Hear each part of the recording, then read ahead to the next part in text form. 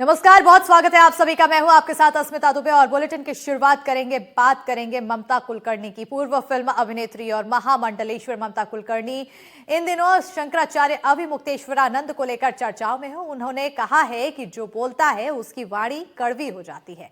माघ मेले में नहीं जाने से लेकर महामंडलेश्वर पद छोड़ने के कारणों पर एनडीटीवी संवाददाता सुमित शुक्ला से खास बातचीत की है, दिखाते हैं। आज हमारे साथ में हैं महामंडलेश्वर और पूर्व बॉलीवुड एक्ट्रेस ममता कुलकर्णी, जो कि किसी ना किसी बात को लेकर सुर्खियों में रहती हैं। तो ममता जी, हमसे जुड़ने के लिए बहुत बहुत शुक्रिया आपका। जी, जय भवानी।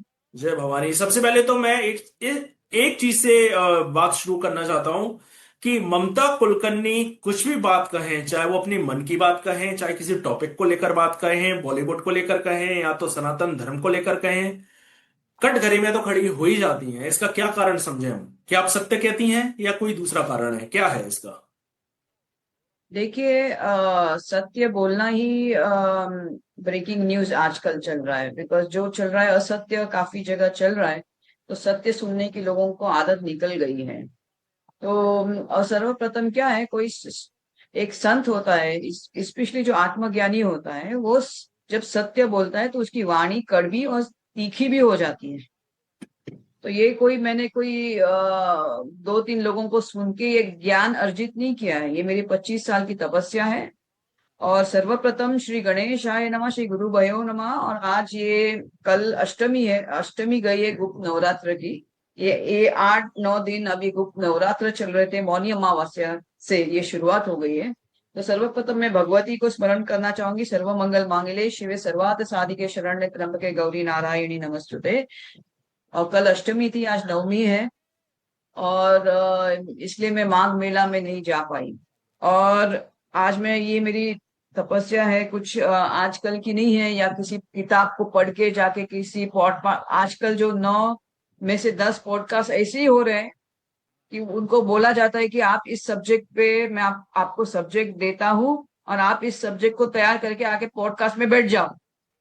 वास्तविक ज्ञान किसी को नहीं है। और आज चाहे वो एकाध एकाध मैंने 4 पीठ के शंकराचार्यों को देखा, उसमें से एक ही शंकराचार्य मुझे ऐसे लगे कि उनमें थोड़ा बहुत आत्मज्ञान है। बाकी तीनों के अंदर आत्मज्ञान से बिल्कुल इनमें, एक तो साक्षात दिख रहे हैं आपको, आप भी जो चल रहा है, इनका विवाद चल रहा है, उनको तो आत्मज्ञानी कह ही नहीं सकते हम लोग तो किसी भी स्वरूप से। चार में से जो एक है, उनका क्या नाम है?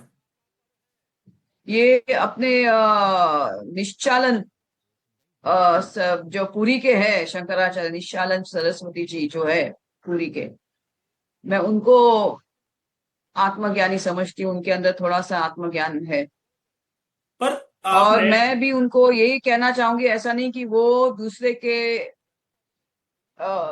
इसमें आके, आवेश में आके वो भी उनका साथ दे जबकि वो गलत है। देखिए, जब महाभारत युद्ध हुआ था ना, तो श्री कृष्ण, भीष्म, भीष्म पितामह, द्रोणाचार्य, ये जो अपने पांडव थे, उनको तो किसी भी कीमत पे इनसे कोई युद्ध करना ही नहीं था। हम्म, हम्म। लेकिन वो अधर्म के साथ खड़े थे, वो दुर्योधन के साथ खड़े थे। तो श्री कृष्ण ने कहा, जो तुम ये मत देखना कि वो भीष्म पितामह है, द्रोणाचार्य, यही देखना कि कौन धर्म के साथ है, कौन अधर्म के साथ। तो यही मैं चाहती हूँ कि जो बाकी शंकराचार्य है वो अधर्म के साथ ना रहे और धर्म के साथ रहे। आपने अभी मुक्तेश्वर को आपने अहंकारी कहा है। ऐसा आपको क्या अहंकार देखा कि आपने सीधे अहंकारी नाम दे दिया उनको? देखिए, ये जो आदि शंकराचार्य थे, जिससे द्वारा ये 4 पीठों की स्थापना हो गई थी, उन्होंने धर्म के प्रसार के लिए पद यात्रा की थी, दक्षिण से उत्तर, और पूरे मतलब पूरे भारत में भ्रमण करके उन्होंने 4 पीठ की स्थापना की, उत्तर दक्षिण पूर्व पश्चिम। और उन्होंने पैदल, और उनके साथ एक किस्सा हुआ था कि वो भी ऐसे ही थे। उनको होता है कभी कभी, क्यों नहीं, हर एक को होता है। आप एक प्रधानमंत्री होते हो तो आपको थोड़े बहुत उसका एक आ जाता है, आप नहीं चाहते तो भी आ जाता है। तो महामंडलेश्वर होते ही उसके अंदर थोड़ा वो होता है, हटो हटो, हम महामंडलेश्वर है, ऐसा हो जाता है। ये जो शंकराचार्य जो थे 8वीं सदी के, जिनसे ये शुरुआत हो गई है शंकराचार्य पीठ, तो वो ऐसा ही भ्रमण कर रहे थे। और उनकी आदत है, आप देखोगे ये अभिमुक्तेश्वर जी जब ये अंबानी के वेडिंग में गए तो उन्होंने देखा नहीं उनकी एंट्री कैसे होगी। चार लोग बोलते हटो हटो हटो हटो, उनके सामने से धूल भी आते, झाड़ू भी मारते कि वो धूल उनके पैर में नहीं जाए, ये नहीं जाए। और तो आदि शंकराचार्य ने भी यही किया, उनके सामने तीन चार उसके जो इनको रखते हैं, बिकॉज इनके होते हैं सब संभालने वाले, उनके ढांचा, उनका वो छाता होता है, उनका वो होता है, क्या उसको बोलता है, छड़ी होती है, और ये सब होता है। तो बाकी उनके दो तीन आगे चेले होते कि हटो हटो हटो हटो। तो ऐसा ही एक एक अपने ये थे, क्या उसको बोलते हैं, अपना वो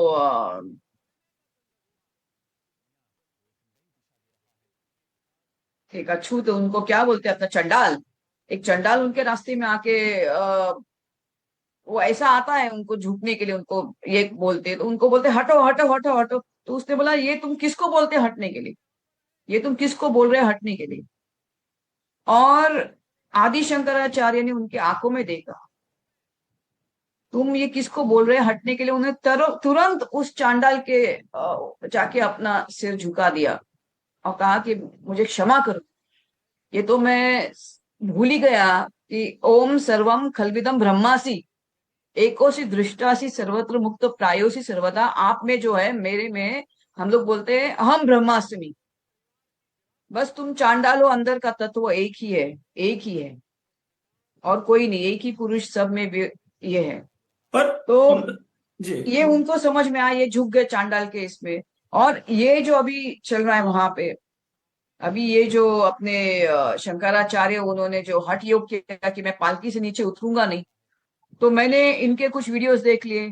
उनके जो बेचारे बटुक ब्राह्मण, जिनको केश उनकी ये खींच के उनको, कि हम हमारे गुरु की रक्षण में थे, और हम नहीं चाहते कि हमारे गुरु पैदल चले, और पैदल जाते ही बाकी लोग उनको जमावट हो जाएगी, उनके पैर को छुएंगे, उनको ये छू, आप यही सोचो। उनको तो मिसाल देनी चाहिए थी, उनको तो उदाहरण देना चाहिए था, खुद पालकी से उतरकर निकल के बाकी जो उनके पीछे जो आने वाले थे पीठाधीश्वर, और इतने सारे अखाड़े हैं, 13-13 अखाड़े के पीठाधीश्वर होंगे स्नान के लिए, तो उनको एक उदाहरण देना चाहिए था। एक शंकराचार्य, वो शंकराचार्य है, उन्होंने फट से गद्दी से उतर के स्नान, सर्वप्रथम है स्नान यानी अमृत, तो उन्होंने खुद इसका एक मिसाल देनी चाहिए थी। तो ये सब, ये जो हिंसा हो गई उनके भक्तों को, ये उनके द्वारा हो गया। उन्होंने अहंकार ये किया कि मैं अपने पालकी के बिना स्नान करने नहीं जाऊंगा। पर ममता जी, मैं एक चीज आपसे जानना चाहता हूँ कि अभी कुछ समय पहले ये भी खबर आई थी, कुछ दिनों पहले, इस समय बोलूंगा, कि आप महामंडलेश्वर पद से इस्तीफा दे रही हैं। सच है ये? देखिए, मैं लास्ट ईयर फेब्रुवरी में मैं महामंडलेश्वर, मुझे ये पदवी, देखो ये उपाधि होती है, इसको ज्यादा आप सीरियसली मत लो, वरना इसके अहंकार में आप जकड़े जाओगे, जैसा अभी ये शंकराचार्य जकड़ गए हैं। और ये कुछ समय, कुछ दिन पहले मैंने ये अपने जो पुरी के जो शंकराचार्य हैं, उनका मैंने एक उनका क्या, मैंने खुद का अनुभव भी है, उनका भी मैंने एक वक्तव्य उन्होंने किसी को दिया है, किसी इंटरव्यू में देखा है। और उन्होंने कहा है कि इधर 100-100 के हिसाब से मंडलेश्वर, और 10-10 आतंकवादियों को महामंडलेश्वर, और शंकराचार्य इधर 10-10 के हिसाब से सब दलों के शंकराचार्य नकली घूम रहे अखाड़े में।